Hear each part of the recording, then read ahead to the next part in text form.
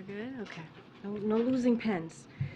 All right, today the COVID-19 public health emergency ends, and I want to take just a moment to talk about the important work that has happened under this administration to prepare the nation for the next phase of our response to COVID-19. To date, the administration has taken significant steps to ensure Americans have continued access to life-saving protections such as vaccines, treatments, and tests following the expiration of the public health emergency. Under this president, we launched the largest adult vaccination program in U.S. history, with over 270 million Americans receiving at least one shot of COVID-19 vaccine. And as you all know, our efforts have not been limited to the United States alone. Our government has been the largest single donor of vaccines, having shared nearly 700 million doses with 117 countries around the world. Since January 20th, 2021, COVID-19 deaths have declined by 95%. New COVID-19 hospitalizations are down nearly 90%, and COVID-19 deaths globally are at their lowest levels. But I want to be clear, this administration takes the threat of future surges or pandemics very seriously, which is why access to vaccine tests and treatments will remain widely available after today, where we're protecting millions of people who are uninsured by providing them with the tools they need to stay protected from COVID-19. Projects like NextGen, run out of HHS, will invest at least $5 billion to accelerate the rapid development of next generation vaccine and treatments. We're working to tackle the effects of long COVID and ensure people who are experiencing it have the help that they need. We're working to stand up the Office of Pandemic Preparedness and Response here at the White House, and we're calling on Congress through the President's budget to invest in our nation's ability to prepare and respond to future threats. So the work won't stop today, but the nation is well prepared to manage the risk of COVID-19 going forward. And the continued availability of vaccinations, tests, and treatments and programs that provide equitable access to these tools has put the nation and the world in a strong position as the public health emergency for COVID-19 ends and we move into the next phase of our response. This morning, you all saw we continued progress on our efforts to bring inflation down.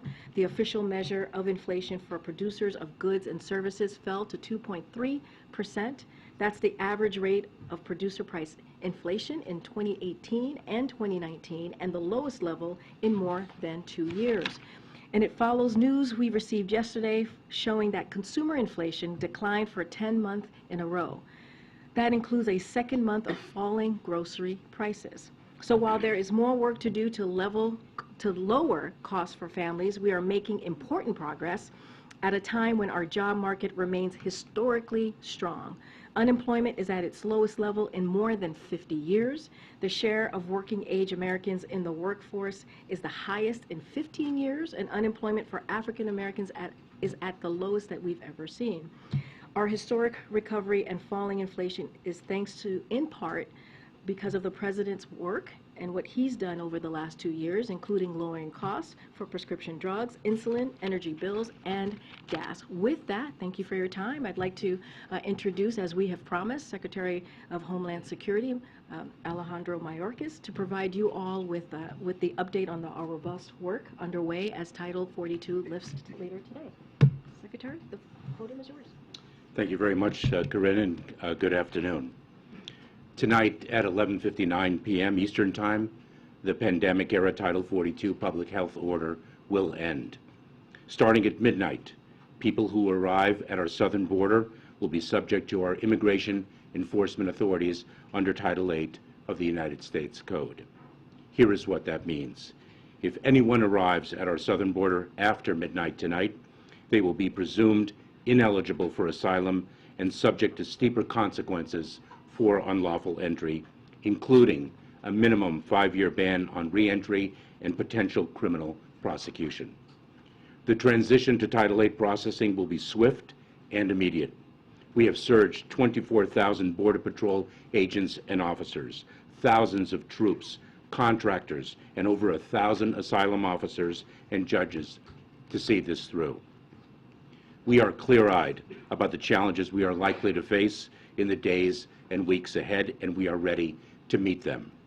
We expected to see large numbers of encounters initially. We are already seeing high numbers of encounters in certain sectors. This places an incredible strain on our personnel, our facilities, and our communities with whom we partner closely. We prepared for this moment for almost 2 years, and our plan will deliver results. It will take time for those results to be fully realized, and it is essential that we all take this into account. Our current situation is the outcome of Congress leaving a broken, outdated immigration system in place for over 2 decades, despite unanimous agreement that we desperately need legislative reform. It is also the result of Congress's decision not to provide us with the resources we need and that we requested. Our efforts within the constraints of our broken immigration system are focused on ensuring that the process is safe, orderly, and humane, all while protecting our dedicated workforce and our communities. I want to be very clear. Our borders are not open. People who cross our border unlawfully and without a legal basis to remain will be promptly processed and removed. An individual who is removed under Title VIII is subject to at least a 5-year ban on re-entry into the United States and can face criminal prosecution if they attempt to cross again. Smugglers have been long, hard at work, spreading false information that the border will be open. They are lying. To people who are thinking of making the journey to our southern border, know this: smugglers care only about profits, not people. Do not risk your life and your life savings only to be removed from the United States if and when you arrive here. Our approach to build lawful, safe, and orderly pathways for people to come to the United States and to impose tougher consequences on those who choose not to use those pathways works. President Biden has led the largest expansion of lawful pathways in decades. People from Cuba, Haiti, Venezuela, and Nicaragua have arrived through lawfully available pathways, and we reduced border encounters from these groups by 90% between December of last year and March of this year. We are launching new and expanded family reunification parole processes for nationals of Colombia, Cuba, El Salvador, Guatemala, Haiti, and Honduras, and are increasing use of the CBP-1 mobile app for individuals to schedule appointments at our ports of entry. To those who do not use our available lawful pathways, we will deliver tougher consequences using our immigration law authorities. The new rule, finalized yesterday, presumes that those who do not use lawful pathways to enter the United States are ineligible for asylum. It allows us, the United States, to remove individuals who do not establish a reasonable fear of persecution. We announced that eligible families will be placed in expedited removal proceedings, and those that receive a final negative credible fear determination will generally be removed within 30 days of being placed in those proceedings.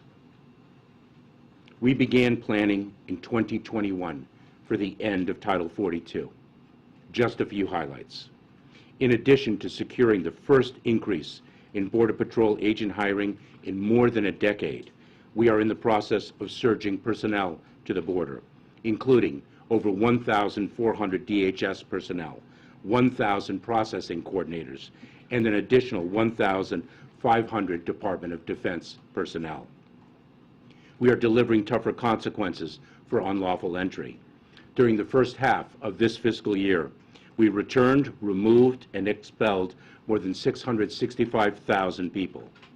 We are conducting dozens of removal flights each week, and we continue to increase them.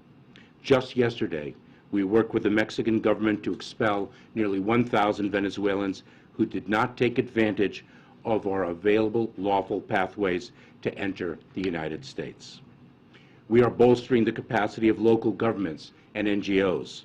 Last week, we announced the distribution of an additional $332 million to support communities along the southern border and in the interior of our country. And we are going after the smugglers, leading an unprecedented law enforcement disruption campaign that has led to the arrest of more than 10,000 smugglers who mislead and profit from vulnerable migrants. The United States is also working closely with regional partners to impose stiffer consequences at our border, expand lawful pathways for orderly migration, and coordinate enforcement efforts. This includes Mexico announcing for the first time ever that they will accept the returns under Title VIII authorities of nationals of Cuba, Haiti, Nicaragua, and Venezuela, so that we can continue the parole processes that have been so successful in reducing migration from those countries. It includes working with Colombia and Panama to launch a historic anti-smuggling campaign in the Darien to target criminal networks that prey on migrants. And it includes dramatically scaling up the number of removal flights we can operate to countries throughout the hemisphere, including Colombia, Peru, and Ecuador. We are a nation of immigrants and a nation of laws. We are doing everything possible to enforce those laws in a safe, orderly, and humane way. We are working with countries throughout the region, addressing a regional challenge with regional solutions. We yet again, call on Congress to pass desperately needed immigration reform and deliver the resources, clear authorities, and modernized processes that we need.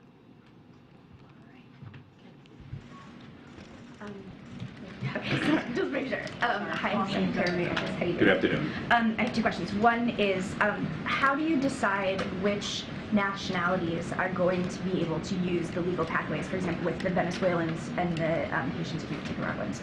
How did you decide who is allowed to avail themselves of legal pathways and who isn't on that particular track?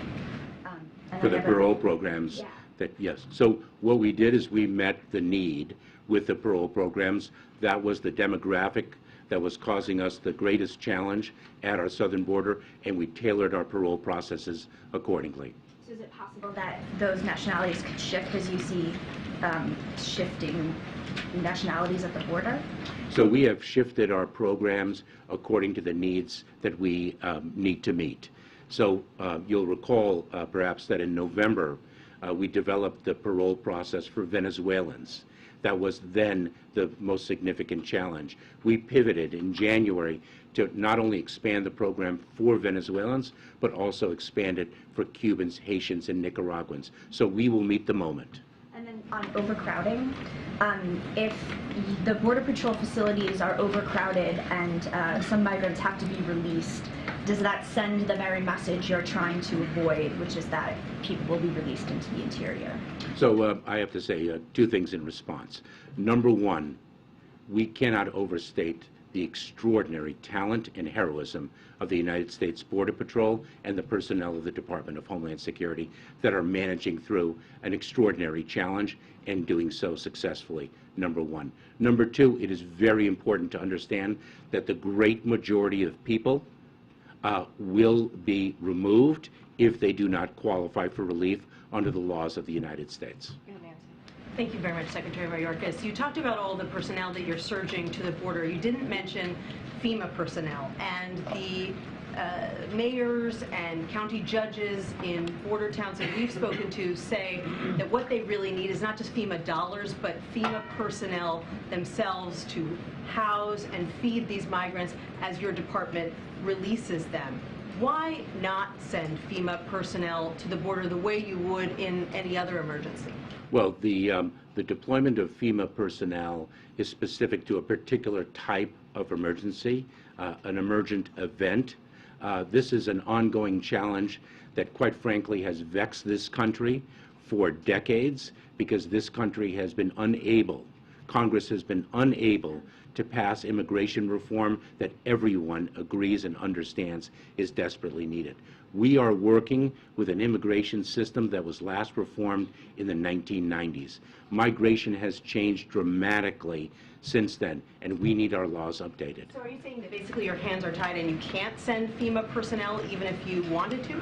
No, I'm not saying that at all. And as a matter of fact, our FEMA personnel are coordinating with local communities and cities across the country to provide them with the information they need. And FEMA is going to be playing a pivotal role in our shelter and services program that is poised to distribute $363 million to cities and communities in need of funding. I'm wondering about your communications with foreign countries. Have you had conversations in the last couple days or so with any foreign government officials ahead of this lifting? So I should take a step back and say, when I speak of the fact that it is a regional challenge for which regional solutions are needed, let me put a finer point on that. There are approximately 20 million displaced people throughout our hemisphere. The challenge that we are encountering at our southern border is by no means unique to the southern border of the United States. And I have learned that powerfully, not only through the information and analysis that we undertake in the United States government, but in our conversations with our foreign partners. Just this week, I spoke with the Foreign Secretary of Panama. Last week, I spoke with the President of Guatemala. 3 weeks ago, I was in Panama to speak with the Panamanian Foreign Minister and the Colombian Foreign Minister. We are engaged, and of course, Secretary Blinken is leading the diplomatic engagements. Diplomacy is a key pillar of our effort. The question is, I want to focus in on black migrants from Africa and the Caribbean nations. Nana Jean-Pierre, who has met with President Biden on this issue and other civil rights leaders, said that the lifting of Title 42 suppresses black asylum seekers who are required to ask for asylum in countries they transit through. Many of those countries are too dangerous for black migrants to request asylum. And she gives the example of the African Americans who traveled to Mexico. Some were killed. They were thought to be Haitian migrants. What do you say to that? And what is there an effort? And what will you do to safety net or safeguard some of these black migrants who are trying to come now for asylum, who are in countries or transiting through countries where they cannot ask for asylum through under the laws that the Biden administration has put? So let me share with you one way in which migration has changed dramatically over the years. It is no longer the case that individuals can, on their own, reach the southern border of the United States. They have to place their lives and their life savings in the hands of ruthless smugglers that exploit them, and ruthlessly do so. And we have not only a security obligation, but a humanitarian obligation to cut those smugglers out. And that is indeed what we are doing. And this President Biden, has rebuilt our refugee processing capabilities and has committed to a large number of refugee admissions to the United States. Our President Biden, has expanded lawful pathways for migrants like no other president past. And what we are doing is we are extending an outstretched arm of humanitarian relief to reach people where they are, so they do not have to place their lives in the hands of those smuggling organizations. But the southern border is not just Mexicans, it is Haitians, it's Africans, as we've seen, particularly with that issue with the Haitians being whipped with the reins or the horses. But what is there? Well, let me just correct you right there, because actually the investigation concluded that the whipping did not occur. I'm sorry, I saw it differently. They were whipped with something from the horse, reins from a horse. Maybe the video or the picture was fixed, but what I saw was totally different. I'm sorry.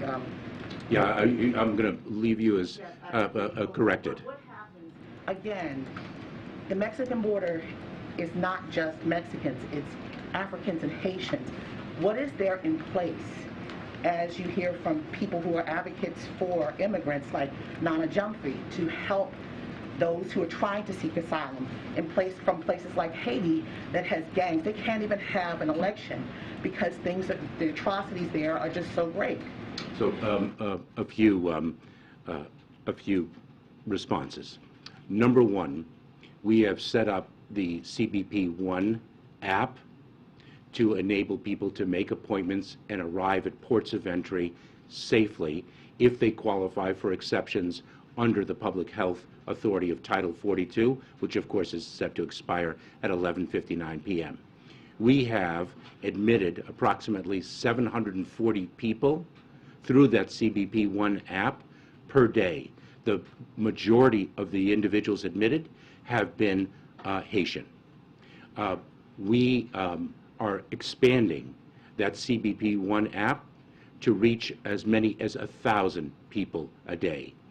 And we are setting up regional processing centers throughout the region, working very closely with countries to the south, working with Colombia and others, and we expect to set up as many as 100 or more of those processing centers that will be open to people of all nationalities to obtain humanitarian relief. Mr. Secretary, thanks for being here. The President said this week that the situation on the southern border is going to be chaotic for a while. Given the fact that you've had nearly 2 years to prepare for this moment, how can chaos be the expectation? Well, I have said for months and months that the challenge at the border is and is going to be very difficult. And we have spoken repeatedly about the fact that that difficulty may actually only increase at this time of transition. It is going to take a period of time for our approach to actually gain traction and show results. And I've been very clear about that. The fundamental reason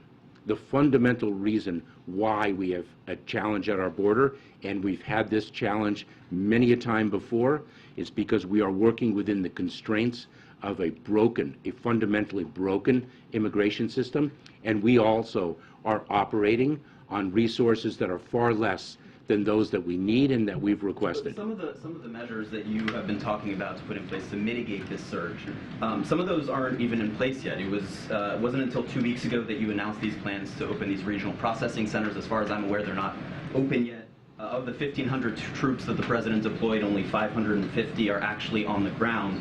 So given how long you have known that Title 42 is ending on May 11th, why aren't all of these measures already in place? So we have implemented measures well before those few that you identify. Our parole processes would be an example. While we deployed 1,500 additional Department of Defense personnel, we've had 2,500 Department of Defense personnel well in place already. We have surged resources of all types over months and months, not just personnel, but transportation facilities, technology, additional bed space. So we have been, in fact, you've done all you can at this point. We have done all we can with the resources that we have and within the system that we are operating under. I want to ask you a couple of questions, Mr. Secretary. Thanks for being here. First, on the CBP One app that we're speaking about right now, migrants that are speaking to journalists, including our reporters on the ground, have indicated a series of frustrations. They say they're having trouble logging on, they're having trouble getting appointments, they're having trouble with language barriers. Perhaps they speak indigenous languages or others, and they're seeing technical glitches right now. So what specifically is being done to fix that right now, and does that app provide false hope to these migrants coming that will only lead to future frustration and surges like we saw from Venezuelans only a matter of months ago? So we have seen a tremendous acceptance of the CBP One app. We are utilizing it very effectively. As I referenced earlier in response to the reporter's prior question, that 740 people per day are reaching our port of entry. Those, by the way, are not individuals who've only made appointments, but actually a fraction of the people who have made appointments using the CBP One app. It has proven successful. We have identified glitches, and we've done so not unilaterally, exclusively, but also by speaking with individuals who have used the app, by speaking with migrants here in the United States who have reached the United States, as well as actually going into Mexico and meeting with migrants to understand the challenges, if I may. So we have addressed the challenges of which we are aware. The greatest challenge with respect to the CBP-1 app is not a technological challenge, but rather the fact that we have many more migrants than we have the capacity to make appointments for. The greatest level of frustration is actually being able to make the appointment, not the utility of the CBP-1 app itself. That is, again, another example of a broken immigration system. I can follow up on a foreign policy question, though, very broadly, just quickly. The U.S. has sanctions right now on a series of foreign nations, on Cuba, on Venezuela, on Nicaragua. So does the Biden administration's foreign policy make this situation worse? So I'm going to leave that to our foreign policy specialist, but I will say this. The predicate of those principles are separate and apart from the immigration challenge that we're confronting. Terry, and we're going to try and get around. Terry, go ahead, and then I'm going to go back. Given the time you say this is going to take, and based on what you're seeing now at the southern border and beyond in Mexico, I wonder if you could offer some details, paint a picture. What should Americans in those border communities and beyond expect in the coming days and weeks? What's this going to look like for them? We could see very crowded, as we are now, we could see very crowded Border Patrol facilities. I cannot overstate the strain on our personnel and our facilities. But we know how to manage through such strain, as difficult as it will be. I have tremendous confidence and pride in our personnel. Let me share with you an example of how we manage through a very difficult situation.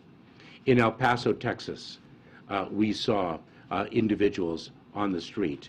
We engaged in a very sensitive and humane law enforcement operation to address that challenge, and we successfully have done so to the praise of the city of El Paso. Can I just follow up? Our teams in El Paso say that there are hundreds of migrants now in the open, in shelter with very limited access to food and water and bathrooms for days. Why are they being processed? Is that what we can expect? So we are working very closely with nonprofit organizations, with community groups, to really deliver a community response to the challenge. I cannot overstate how much of a challenge it is going to be, and how we all have to deal with it as one administration and one country. Fundamentally, we need Congress to act. Go ahead, Michael. Mr. Secretary, thank you for doing this. Is this exclusively a challenge at the land border, or are you also seeing an increase in irregular migration by sea to Florida and to California for that matter? And then secondly, on the regional processing centers, I know that your staff has said that you'll have more announcements on exactly where those will be in the coming days, but just to echo my colleague's point, did you want those to be ready ahead of the expiration of Title 42, and can you give any details on exactly where those processing centers will be? So with respect to maritime migration, a number of months ago we were experiencing pressure in the maritime environment, and we responded to that pressure with increased resources. It is incredibly perilous for individuals to take to the seas. The search and rescue operations that the United States Coast Guard has to undertake all too often to rescue people, those seas are rough, and the vessels that they use are extraordinarily flimsy, and we see death on the high seas. And so we plussed up our resources, our Coast Guard resources. We also activated more robustly the reunification programs that give a lawful pathway for individuals to reach a country of safety. Brian. There was a second part to that question. Oh, I'm so sorry. Sorry. I'm sorry, Michael. I'm trying to get as many people as I can. The regional processing centers. Sorry about that. I apologize. So the regional processing centers, that's not something that the United States can set up unilaterally within a matter of weeks. This is a subject that requires diplomacy. We rely on our foreign partners, and it takes a great deal of partnering, not only with the partners themselves, but also with the international organizations that are part of the fabric of international humanitarian relief. the United Nations High Commissioner for Refugees, the International Organization for Migration, and others. Go ahead, Brian. Thank you, Mr. Secretary. A bus of migrants from Texas arrived in front of the Vice President's office this morning, Vice President's house this morning. What's your response to that, to more buses of migrants being sent from Texas to Washington, D.C.? It is a both sad and tragic day when a government official uses migrants as a pawn for political purposes. Thank you, Karine. Thank you, Secretary, for being here. On the memo that the U.S. Border Patrol chief sent to sector chiefs last night allowing for parole releases if overcrowding becomes an issue, that's not Title VIII like you said would happen. I mean, these migrants don't get an alien registration number that would be used to track them. They don't get a court date. They're instead asked to self-report to ICE within 60 days. You said at the beginning that you've prepared for this moment for almost 2 years. So why is part of that plan an honor system? Oh, it is not an honor system. What we do is we use the resources that we have to meet the challenges that we confront. This is a tool that has been used in the past. The vast majority of individuals will indeed be placed in expedited removal, and that if they do not qualify, will be removed in a matter of days, if not weeks, from the United States. When we encounter a volume of individuals for which we need to address in a different way, we do so.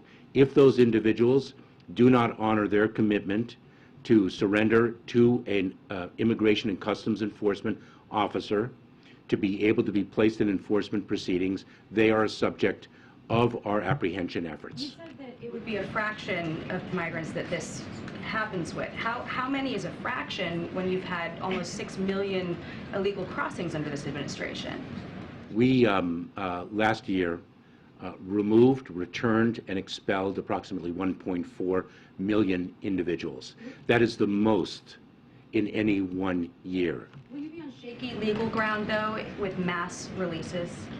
Well, first of all, First your question has a factual predicate with which I would disagree about mass releases, number one. But releases of individuals subject to an immigration enforcement proceedings is not something particular to this administration. Case-by-case basis, and this would not be on a case-by-case basis. We implement our operations in conjunction with the Department of Justice, and we have confidence in the lawfulness of our actions. Thank you. Mr. Secretary, are you concerned that the new asylum regulations will encourage more children to leave their families since unaccompanied kids are exempt? No, we are not. It is an obligation for us to address the needs of unaccompanied children. So we do not have that concern, and what we are driving to, what we are fundamentally driving to, is to build lawful pathways so people do not have to make those difficult decisions, and they don't have to take the dangerous journey in the first place. And we are expanding lawful pathways to an unprecedented degree under the President's leadership. Mr. Secretary, just one more. What is your assessment of Mexico's enforcement of the border? We are working very closely with the government of Mexico. The President has spoken with the President of Mexico as recently as earlier this week. They have corresponded last week, and Mexico is taking very important enforcement measures that we greatly appreciate and that were taken in coordination with us. Yeah, so, Secretary, how is the administration redirecting the immigration judges to prioritize new arrivals, and will that affect the backlog that's already there for previous arrivals? So Peter, your question, if I may, just to hit this point once again, your question speaks of an immigration court backlog that exceeds 2 million cases. What a powerful example of a broken immigration system. Not only are we surging asylum officers, about 1,000 asylum officers, to conduct credible fear screenings in the context of expedited removal, but the Department of Justice is surging immigration judges alongside us. Thanks. Sir, if I could ask you about the... Sorry, Peter. The Title 8 enforcement you're talking about, you're trying to send a message. The critics of the administration would argue this is a message that you could and probably should have sent earlier on in the administration. Can you walk us into the deliberation? How did you arrive at the idea that there should be a presumption of ineligibility, and why was that policy not announced earlier? So, in response to your precise question, we sought to end Title 42, the Public Health Authority, earlier. We sought to roll out our immigration enforcement authorities under Title 8 of the United States Code earlier. We were enjoined from doing so by a court. But specifically, the asylum policy, the presumption of inadmissibility, why not come out with that sooner? You're trying to send that message now. And It's not a message. We don't promulgate a regulation. We don't promulgate a law to send a message. We promulgate a law to achieve a policy and operational outcome.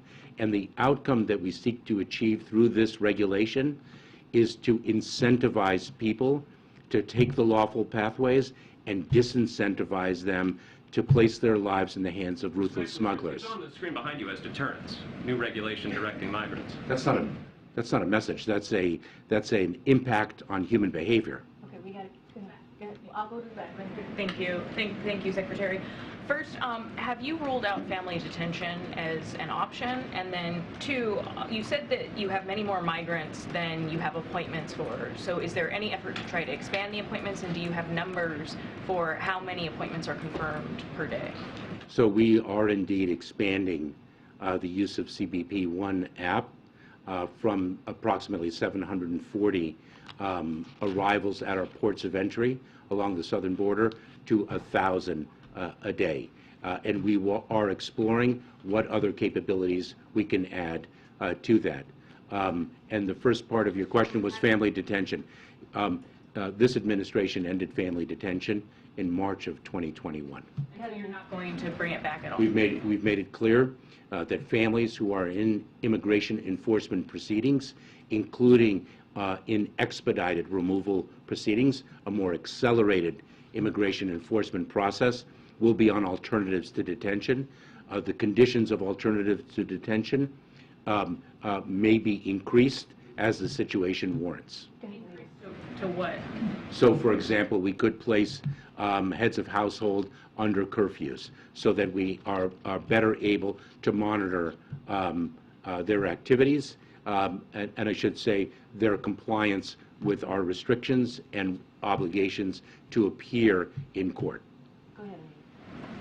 Go ahead. Secretary, or Could you orient me? Sorry. Mr. Secretary, can you describe how you will be treating any differently migrants at the border that come from countries where we don't have close working relationship? For example, we've seen reporting of migrants coming as far from China, Russia, Syria. And then my second question, I'm going to try to ask Peter's question in a different way, with some Democrats urging that President Biden end sanctions on Cuba and Venezuela. Do you support that? So you speak of different demographics arriving at our southern border. This speaks to the fact that the challenge of migration is not exclusive to the southern border and is, in fact, not exclusive to the Western Hemisphere.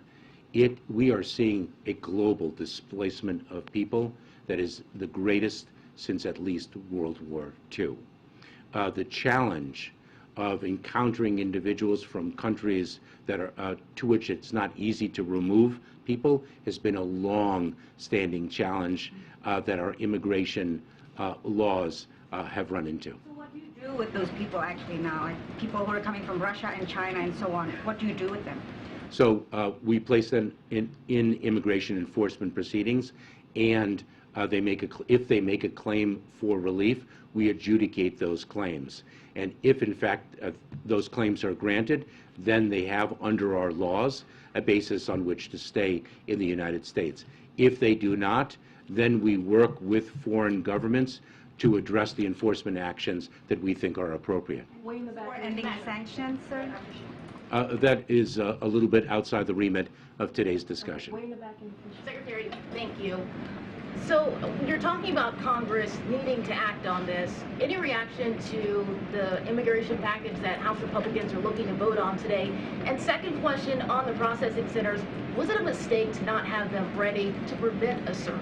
Can you repeat the second part of that question? And I would say the President Biden, presented Congress with a legislative package on day one of this administration, now about 28 months ago. And we are hopeful that sensible and needed legislative reform will be passed by Congress, and we do not concur with the bill that was presented today. On the processing center specifically, though, was it a mistake to not have them ready in time to prevent a surge?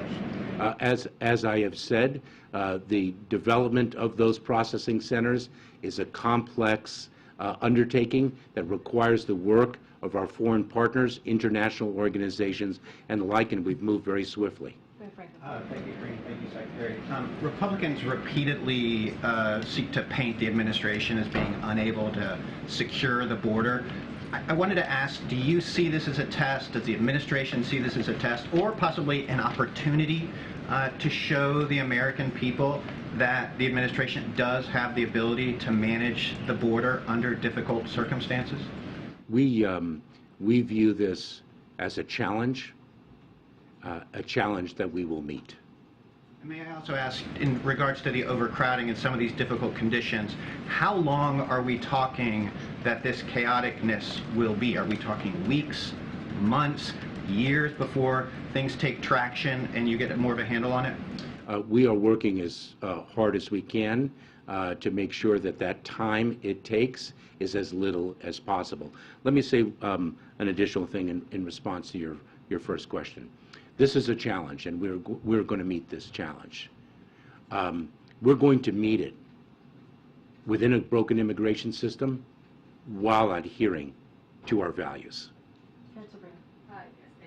Mr. Secretary, last year there were some estimates from DHS officials putting the highest level of migrants coming across the border each day at about 18,000 if Title 42 is revoked. Is that still the estimate, or do you have a clearer number of what you're anticipating? So let me clarify the number that to which you refer. Those weren't predictions. It is our responsibility in the Department of Homeland Security and across the administration to plan for different scenarios. That's what we do. And so what we developed was, in fact, different scenarios to which we plan. And so we have done so, and we continue to do so.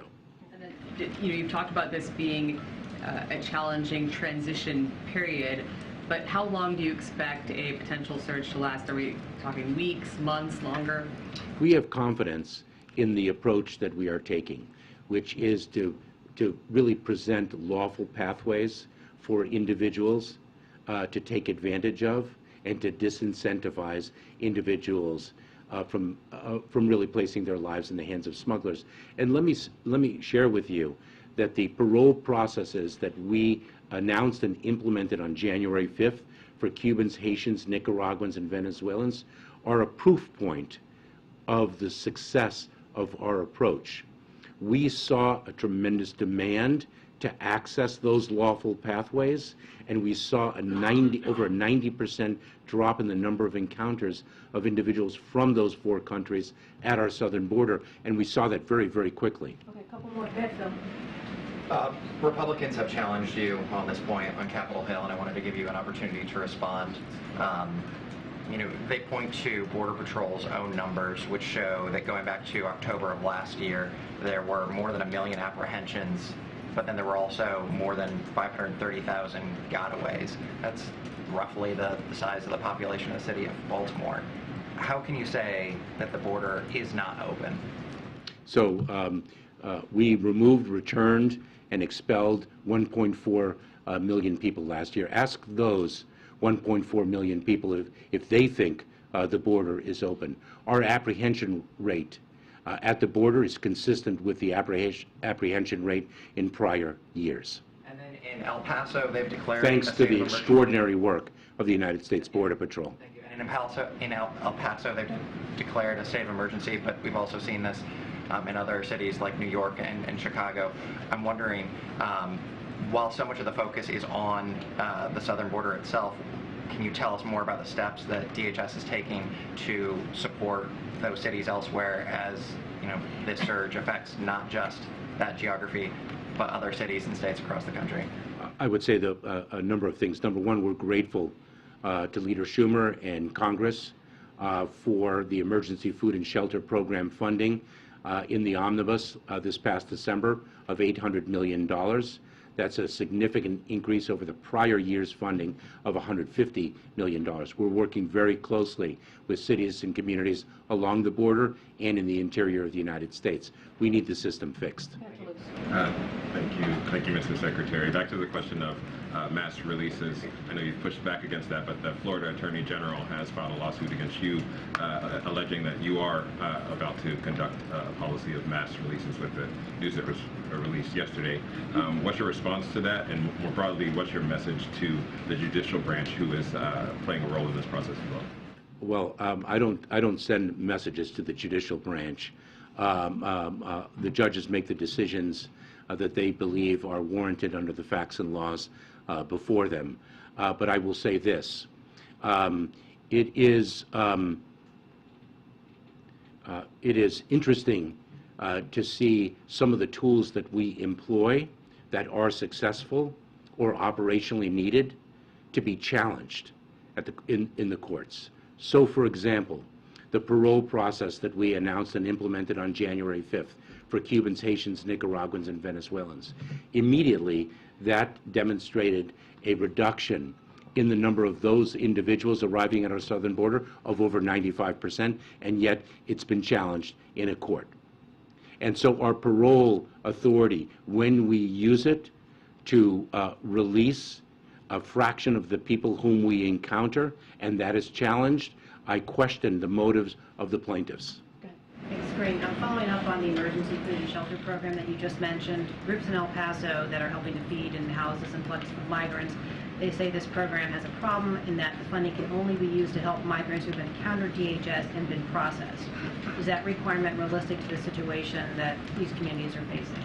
It is necessary, and I should say this past Friday, under the Emergency Food and Shelter Program, we distributed $332 million primarily to border communities. We now have, under the new structure that the omnibus that Congress equipped us with, we now have the Shelter and Services Program that we in the Department of Homeland Security will control. That will prove, I think, more nimble. And we, I think, have 363... can only be used for migrants who have been processed. So what about those who have not been processed? Is there no way to help with addressing the humanitarian need there?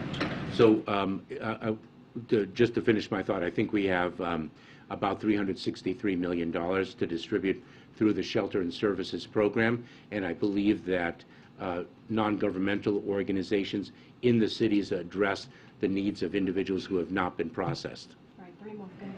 Thank you so much, Karine. If you could raise your hand so I can orient visually. Oh, yeah, thank you. Karine, Mr. Secretary. So they were saying here that Republicans have changed the administration on the border, but at the same time, some Democrats are saying that President Biden broke his promise of having a more humane immigration system, and that he's finishing Trump's job. So I ask you, how is it more humane to expel people and penalize them, people who are fleeing violence, poverty? You were just saying that the number of deportation was the highest last year of any year.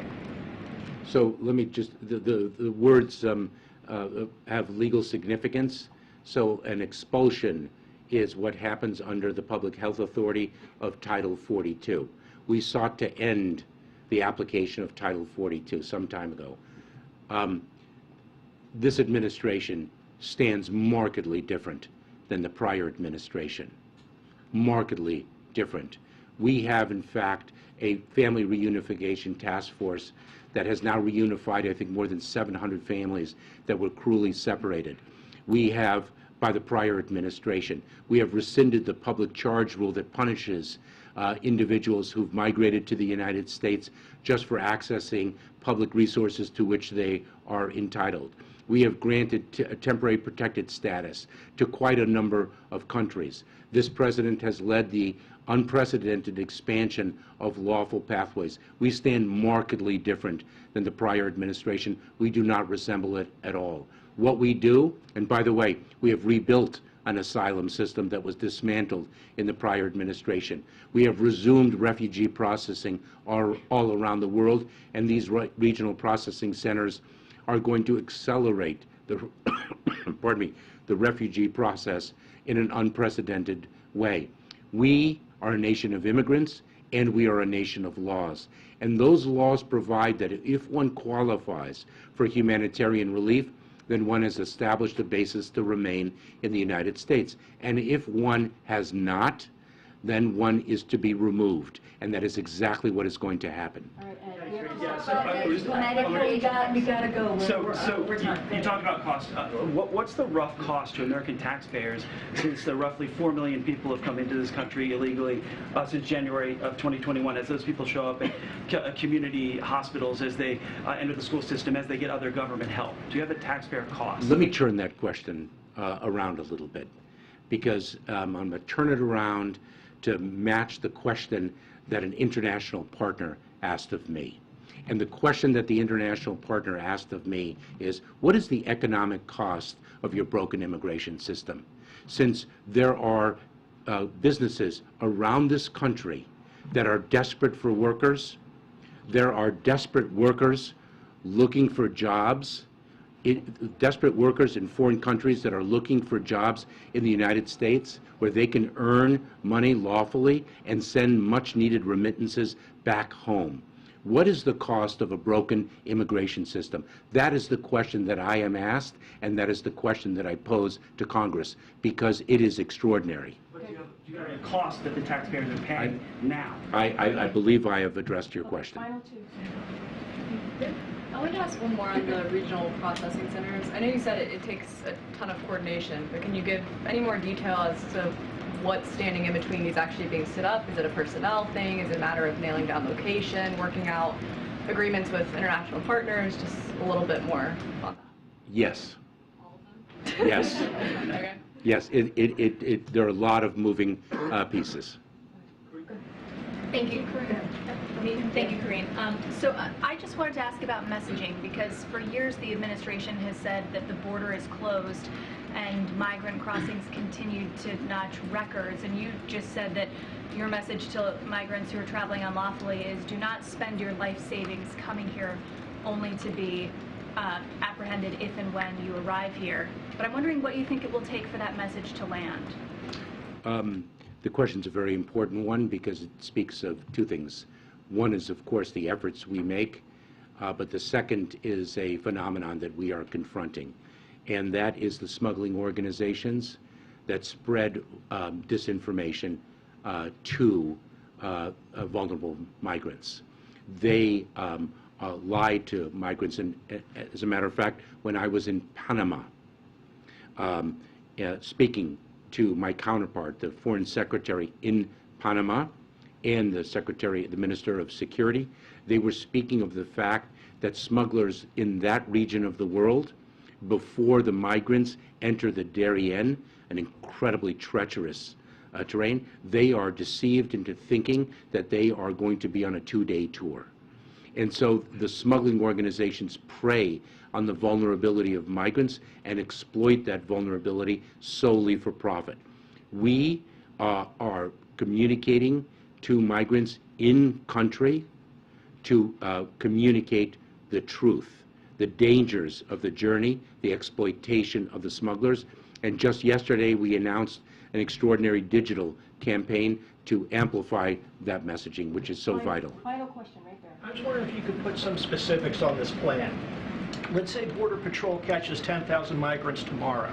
Of those, how many are going to be detained, how many will be caught and released, and how many will be removed and returned within 72 hours? So let me share with you that we have already encountered 10,000 individuals in a single day. So we already have proven that we can manage through that. We have surged resources, not just the Department of Homeland Security, but the Department of Justice, in bringing immigration judges to work alongside asylum officers to address the expedited removal process. We have surged the resources that we have, given the resources that we have been given by Congress, which is less than what we need and less than what we requested, to meet the challenge to the best of our abilities. Thank you, sir. Appreciate it. Thank you very much, Karine. Thank you all. Thank you. Appreciate it. Thank you. Are you going to the border anytime soon? So, guys, we are way over time. So even our amazing cleaning crew has come in a couple times. So I can take a couple of questions, but we really have to wrap up. We've been going for almost, I think, about an hour, if not close. Okay. Yeah. It has to be somebody I haven't called on yet. Wait, way in the back, right there. Thank you so much. New Hampshire's Michael Delaney was not among the stalled nominees the Judiciary Committee voted on today, with Senator Dianne Feinstein back in Washington.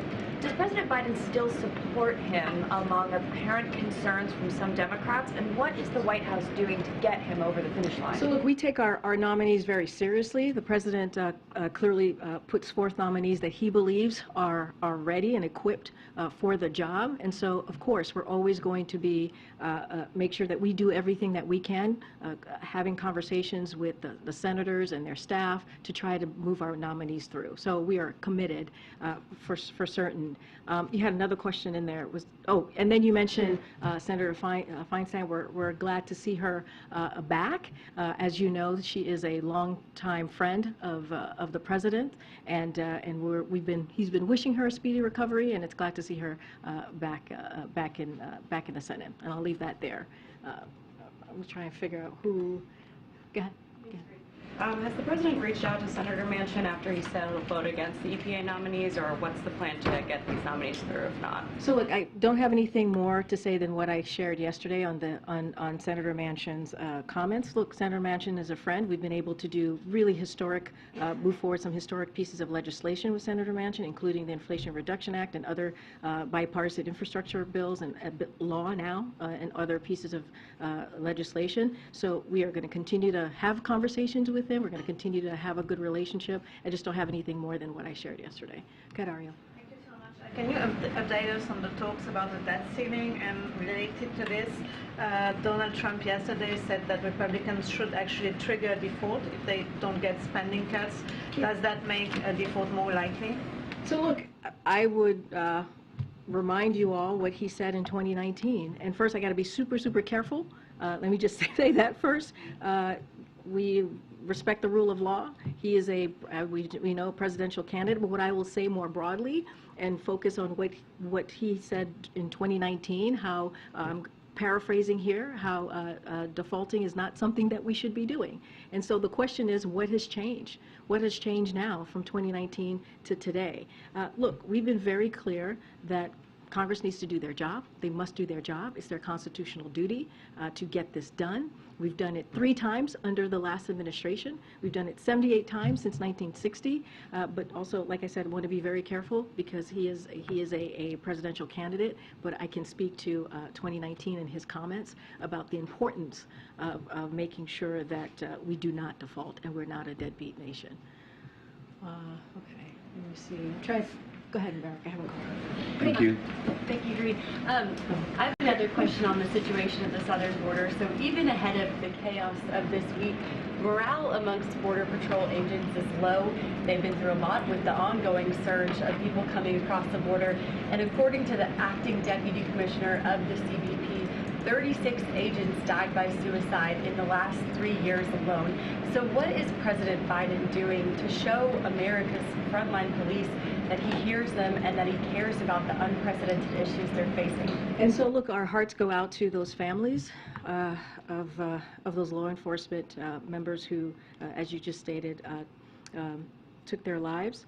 So, look, Secretary Mayorkas spoke to this. He actually lifted up the CBP and said the work that they're doing is truly tremendous. This is why the President has taken this so seriously, making sure that we have troops that go down to the border so that they can give some relief to the CBP, the patrol, the law enforcement, and be able so that they can be able to do their jobs, right? And so that's why we put forth.